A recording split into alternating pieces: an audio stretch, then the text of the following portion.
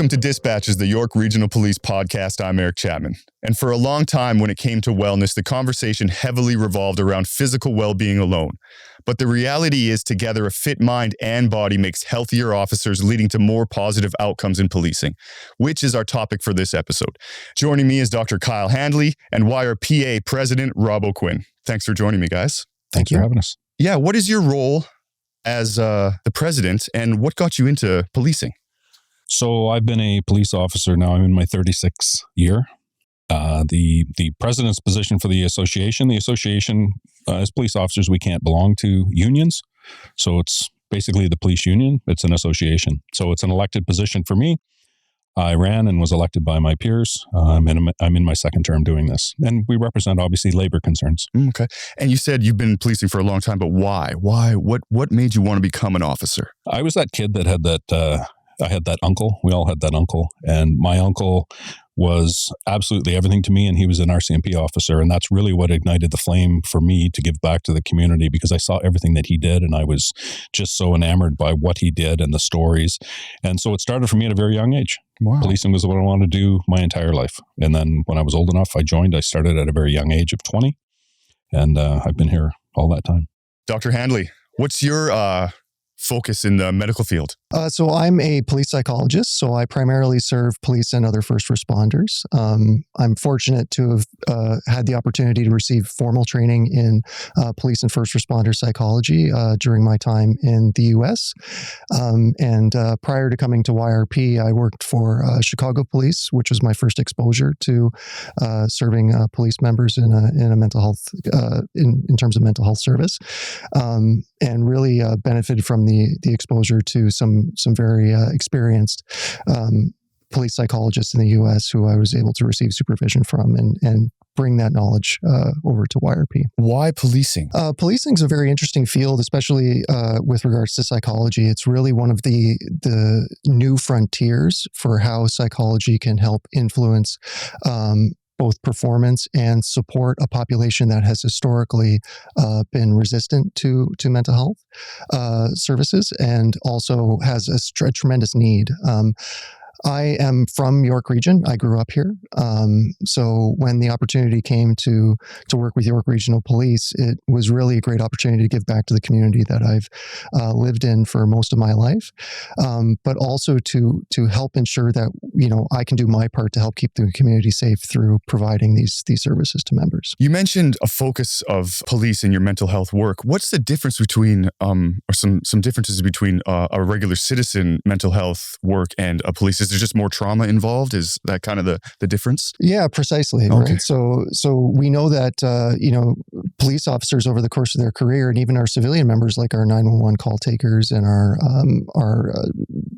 dispatchers and information management folks, will receive more trauma exposure in the course of their careers than most people in the general population. And because of that, they have much higher need for mental health services and supports. And historically, these haven't caught up to what the level of trauma that they're experiencing are. So being able to provide ready access to those services, as well as education and training and how to prevent some mental health injuries that might occur in the course of their jobs, was really a fascinating opportunity. And it's really something that's accelerated in the world of psychology over the past even 10, 15 years, is entrance into this field and being able to serve police and first responders. Wow. Rob, when you provide officers with mental and physical health wellness, how does that improve policing? As an officer, firsthand. So if we're able to, if you will, clean our slate before we go out and deal with the public, obviously that's a healthier position for us. So a bad day for a police member or police employee, be it civilian or uniform, is much different than somebody, say, in the banking field. More traumatic, it weighs heavier on us, it's in our psyche, we have to get it off our plate, so to speak. And then we're able to deal with people in all the traumatic situations better. And I've experienced this throughout my entire career. I've been attached to some very serious trauma areas, like traffic reconstruction with collisions. And I always made sure that I was always in a healthy frame of mind, because although it might have been, even if it's just even a minor fender bender, it might be your very first one. But for me, it's my 20th or 30th or 400th time that I've been, but it's a new experience. And I want to be able to treat you the way that you should be treated in that situation, and not, my experience saying, well, this is just old hat. So we want to clear our plate, make sure that we're dealing with everybody in a healthy way. Yeah. Do you find it in the scenario you presented there, do you find it helps officers identify mental health struggles in other officers as well and maybe address them or bring them up? So the funny thing with that, when you're talking about that idea, is that, historically, I've been on since 87. Back then, we didn't talk about this. Right, this was a taboo. There was stigma attached to it. Like, what would happen if? I hear that a lot, but I'm wondering what happens. What would happen if you did talk about it? Would people get mad or just look at you funny? You could be shunned. You could be turned away. You could be that person that they're like, yeah, you know what? Yeah. He or she is not really in a place that we should be dealing with them because they're in right. The stigma stuff. Yeah. Do we trust their decisions? Do we trust what they're doing? Should we put them and send them off on that new assignment or give them that promotion? I suffered professional stress from work-related incidents, and this was way before we had Kyle and his team. And I actually went off work for 3 months for stress leave. Right, there's a personal revelation, and the company at that time didn't recognize that stress was an injury. And there was all kinds of conversation between my doctor and the company doctor saying, well, what is this and how does this amount to? And we've come a long way. And because of my history and the fact that I've gone through this and I've dealt with my own, opens up the idea to me that I can see what we need and where we should be going to make things better. We should be able to talk about the fact that things are bad and things that I saw were horrible, and I don't want them in my head anymore. Mm-hmm. And then, we have the ability to speak to a professional and get it out of our heads so that we realize somebody had to do it and it was me. Mm-hmm. And as a result of that, I'm okay. And now I can deal with the next one better. I've built up a little bit of resilience. And then as time moves on, I'm okay with the way it happened. It's unfortunate, but we need this type of caretaker in our society to be able to take care of the bad things that happen. Yeah, and just admitting that there, like I have depression, anxiety, and PTSD, and just hearing those people say that and sharing is very powerful in itself. So that's good for you for sharing and all that. Ends the stigma. It really does, because it's not a big deal. We're going to be okay. We really are. Yeah. Tell us about the Wellness Center, Doctor. Is it unique to York Region? Yeah, to our knowledge, the Wellness Center is the first of its kind in the country. It's a really amazing partnership between York Regional Police and the YRPA in order to provide an accessible and center of excellence for our YRP members to receive wellness services in a confidential and secure and safe place for them to access these services. So we're fortunate to have the support of both our management, our police services board, and the YRPA, who are all aligned on ensuring that our members have what they need in order to do the best job that they can to keep the community safe. And so at the Wellness Center, we have a range of services that are available to our members, including biological health services like fitness, massage, chiro, physio, nutrition services, and sleep management. Sleep management educate. Oh, interesting. We have a psychological health section, which includes 6 mental health clinicians who work throughout the district, but also at the center to provide confidential services to our members for psychotherapy, which is available to them free of charge. Our social health section, which includes our peer support network, our critical incident stress management team, which responds after very intense incidents that our members might attend on the road. Our employee and family assistance program, as well as our peer support service dogs, who are specifically trained in order to be able to recognize signs of distress and trauma in our members. And then we'll approach those members to help facilitate a conversation with some of the peer support members who accompany the dogs when they go out to meet members. And our spiritual health section, which includes our 10 chaplains, who are religious leaders from across the province, across the region, who provide religious and non-denominational spiritual care to members in order to ensure that they have a sense of meaning and purpose in what they do, as well as a sense of connection to themselves and a sense of connection to community, which can help them answer the question of, why do I get up in the morning and do this job every day? Mm-hmm. Wow. Can you see the value in the officers of a wellness center like this? Can you see the response and how it's affecting them positively? Yes. We started out with an idea, and the idea was member support, member wellness. Obviously, the association is 100% behind member support. Dr. Hanley in his area is member support. So we created this wellness center, and then we've started to add things that members could attend to or benefits that member could see from it. So are we seeing the growth and seeing more member attendance? We absolutely are. Members have the ability to come and go. We don't need to always see them coming and going, but we do know that they're getting benefit from it. I see. So some of the classes are being attended more by more people. So we're seeing that. And then even the outreach, the idea that we have outreach beyond our policing family, our families. So our families also reap the benefits of the wellness center. So it's not just for the employees of the service, it's beyond that.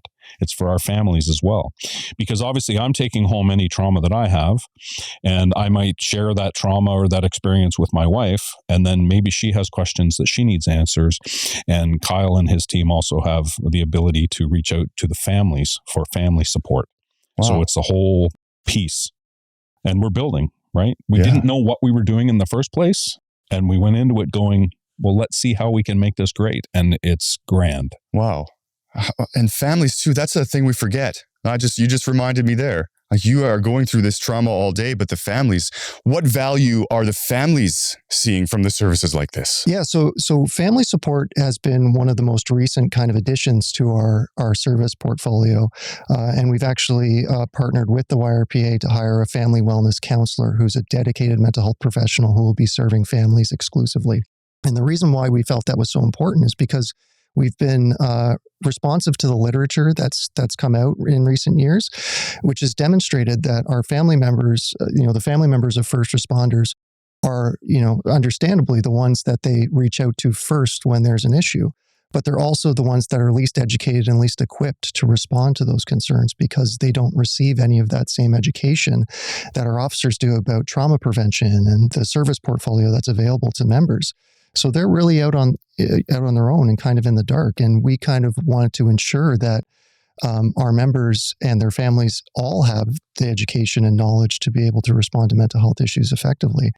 One of the observations that we've made over the course of the time that we've been doing wellness services at YRP is that a lot of police services tend to focus on the operational side of policing in terms of their support response. And to the credit of many police services across the country, they've developed services that do a really good job of reacting to critical incidents that officers may experience in the road. We might deploy mental health professionals. We might deploy people that have had lived experience in similar calls to go and speak to those officers. We also have a critical incident response model in which we make sure that the officers receive support as soon as they come off of the call that they've attended. So services tend to do a very good job of the critical incident and the operational piece. But what we noticed as we started to develop this program further was that there were some areas that maybe weren't as well represented. So one of the things that we learned that informed our current approach was that the operational stress they tend to feel very supported in. Okay. But some of the other issues like the organizational stressors that they're dealing with, so like the difficulty of managing shift work, of going from days to nights and then having to recover from being on a night shift and your sleep schedule being really disrupted.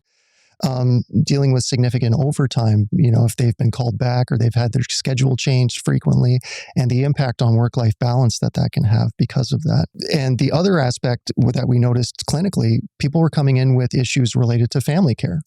They were having childcare issues because, they and their spouse work on different schedules, and then they have to find ways to kind of do school pickups or get kids to activities. Or they might be dealing with issues like divorce or separation, or their child might have a medical issue that they're dealing with. All of these things inform how an officer or a civilian member of our service shows up to work. And by not providing services that address those things, we're missing an opportunity to help them be their best selves at work and to be to perform well on the road so that they can keep the community as safe as possible. So we wanted to make sure that we were downstreaming a lot of our services as well, so that we were addressing some of those operational concerns, but also dealing with the organizational and personal issues. And that kind of led to us looking at the family wellness program and ensuring that our family members have opportunities to receive this education and support as well. Yeah, because they probably, like you said, family members taking on that trauma, not knowing how to deal with it like that. Have you had comments from your family members ever about, stress and dealing with, like, is that difficult? Like, what's that like? I mean, historically, as a seasoned police officer, you wouldn't go home and share this. You wouldn't, eh? Right? You keep the monsters in your own head. Wow. But to make yourself better, you need to speak about it. And to Kyle's point, you're going to go home and that's going to be your first contact usually, right? That's it. And we're past the point where, it's the solution is going to the local bar with your buddies and having a few drinks. That's not the answer. That's not going to resolve it. Speaking about it, getting it out of your head will resolve it, seeking professional. And then it only made sense to then include the family members in this because they need to have the tools to be able to deal with this as well. Mm-hmm. Right? I'm picturing an officer in their car, just experienced some trauma, head on the steering wheel, frustrated, but the stigma attached won't let them contact you or reach out.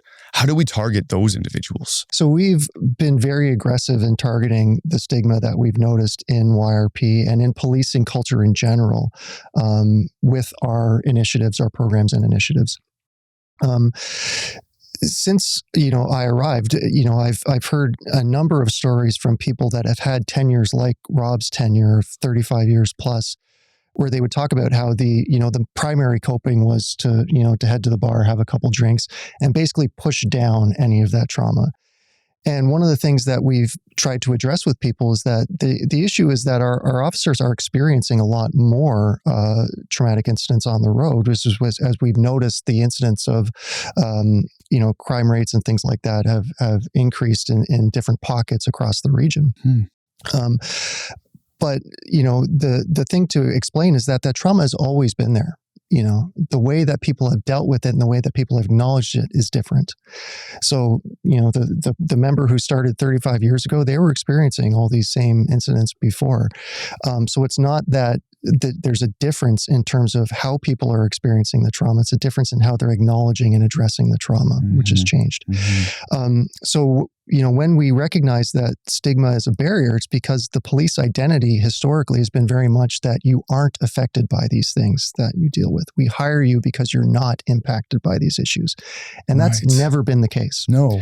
It's been a myth of policing that somebody will run towards trauma and see the worst things that somebody can imagine and not be affected by it. They've always been affected by it. The issue is that it's been suppressed or not acknowledged. And so where we are now with stigma is that we recognize that our police officers are humans too. They have the same reactions that anybody would have to trauma, but they have more training and they have more service availability to them to address that trauma and to do the things that they need to do to keep the public safe and to be heroic in situations where they are called to be heroic.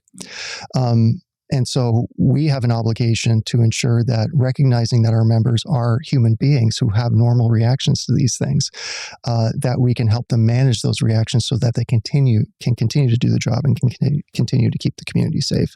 So the ways that we address that stigma now are realizing that a lot of the barriers for people to get the services that they need is a lack of familiarity and lack of understanding of the process. Okay. So for decades, the only experience that many of our police officers have had with psychological services was their pre-employment selection assessment. Rob, do you remember what your pre-employment selection assessment was like? Yeah. I mean, we had to do the testing, but then I had an interview as well. And that was the last time anybody ever spoke to me about how I felt. And what was the testing? Was it just general questions like your mood, how you're doing? Yeah, I can't even remember the name of the testing, but you'll know the booklet. It was very long. It was probably took me an hour to do it. Yeah. And then you have a meeting and they discuss, the results of the testing. But really, that was the last time that anybody ever said, how does this make you feel? How does that make you feel? Until, I started realizing, wow, I've got a lot of trauma and I need to get it out of my luggage because I'm getting full. Yeah. And knowing what you know now and knowing that, this is this is a whole new wonderful world we're going into of mental health Yes. support. Yeah. Yes, absolutely. And so the pre-employment selection process is a very necessary component of what we do. It ensures that we're hiring people who have the capacity for the resilience that we need in order for them to be successful. But it's also a process that isn't exclusively focused on you. It's focused on ensuring that you have the right qualities and capacities in order to do the job. But that information then goes to the hiring unit, who makes a determination about you being selected or not. And because of that, it's a very fixed and regimented process. And a lot of our officers who haven't had exposure to the clinical side of mental health care kind of think, when they think about mental health and on the job, they think, well, it's going to be like what it was like when I did my pre-employment selection. They're going to sit me down, make me fill out 500 questions, Right. multiple choice questions. Yeah, and you're just going A, B, D, Yeah. C sometimes because you just want to get it done. Yeah. And interview me to make sure, to ask me all these probing questions. And so the way that we've tried to address that is through education and exposure to the clinical side of counseling, and to ensure that members know that when they're coming in, it's a confidential and safe place for them to discuss what they're dealing with, not for us to ask them questions for some other purpose that they may not be comfortable with. And so correcting some of those preconceptions that people might have about mental health care has made a tremendous difference, because we've noticed that when we've had that opportunity to do it, our members are about 2 to 3 times more likely to self-refer, so to come to those services voluntarily in the future when they have an issue. 2 to 3 times. That's a big number. Are you hearing conversations, or what are you seeing there? I mean, there's the old adage, right, that a good police officer is never cold, wet, or hungry. We absolutely are. Absolutely. Right? So let's do away with that nonsense. Yeah. We cry, we have feelings, we hurt. We see things that we look at and go, that's not right. But I'm going to put that in my luggage for now. I'll deal with it later. But we absolutely engage the members. We want them to know that it's okay to talk about this stuff. It's okay to feel. It's okay to say that that's not sitting with me very well, and I need to get this out of my head and talk about it. Because what you're experiencing is completely normal to the abnormal situation you're dealing with. Ooh, I like that. Right? That's really good. And powerful. I mean, Yeah. Ooh, that was really good. Yeah. And I mean, Kyle and I have had conversations about this in the past as well. And it's just the idea of, all these people are like, oh, that this doesn't bother me because, I'm a police officer. No, absolutely. And it's okay to let it bother you, because you'll do a better job at the next one because you dealt with that one internally as well. Well, I think you hit it. This just makes better policing. Yes. When we understand and we get deep down and understand ourselves, we understand everyone else better. And we can recognize, mental health situations out in the field. And instead of you see a violent person, you're like, oh, maybe that's a mental health thing. I'm going to approach it, a different way. I don't know how you do it, but opening people's minds to that, the value in that is just incredible. Yes. We're not RoboCop. We have feelings. No, you're Yes. beautiful people. You're Yes. humans. It's fine. We Yes. all cry. It's okay. Yes. We're talking about the holistic well-being of the Wellness Center. What are some other programs that you have that support a holistic well-being? We're very fortunate to have, like I said, the support of our community, the support of our administration and the YRPA to offer a pretty robust service portfolio to our members. So, as I mentioned, we have 6 mental health clinicians who are actually embedded in each of our district locations. So we have a full wellness team that's available on site to all of our officers that work in each of our district locations across the region. And so what that means is that, when they're walking around the station, before their shift starts, they're going to see a dedicated mental health clinician. They're going to see a dedicated peer support person. They're going to see a dedicated chaplain for their area. And they're going to see a biological health representative. And those people are consistent for that district. So because they interact with the mental health clinician and the peer supporter and the chaplain on a regular basis, when you pick up the phone and you need something, you're not calling the psychological health services unit or the psychological health unit. You're calling Dr. Weinberg. You're calling Natalie. You're calling Catherine. People that you know and that you've already interacted with. Why is that so important? It really helps reduce the stigma, because it takes away the mystery of what this person is going to be like or how they're going to react when I tell them something that's really bothering me. When our officers, unfortunately, when they deal with a critical incident, we don't have to go and introduce ourselves as a wellness team to somebody that's having one of the worst days that they've ever experienced. You're talking to somebody that you've already encountered and that you've had lunch with, that you've spent, time talking about hockey or Just talking about family. hallways. Yeah, Mhm. just seeing them in the Yep. hallways.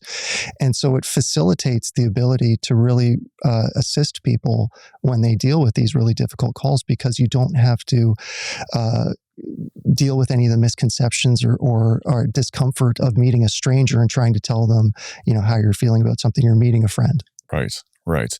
I see you saying, Brill, you're really reacting to this. Why? It's The seeming to embedded- hit you. Yeah. Yeah, the embedded program really speaks volumes to me. It's the idea that, so not only does the members that are working in each one of the areas know the embedded person or people that are attached there, but they also know the members that are working, right? So if they know, and I was reflecting as Kyle was talking, I was reflecting on a call years ago before we had any of this kind of support, and it was unfortunately a child that had drowned.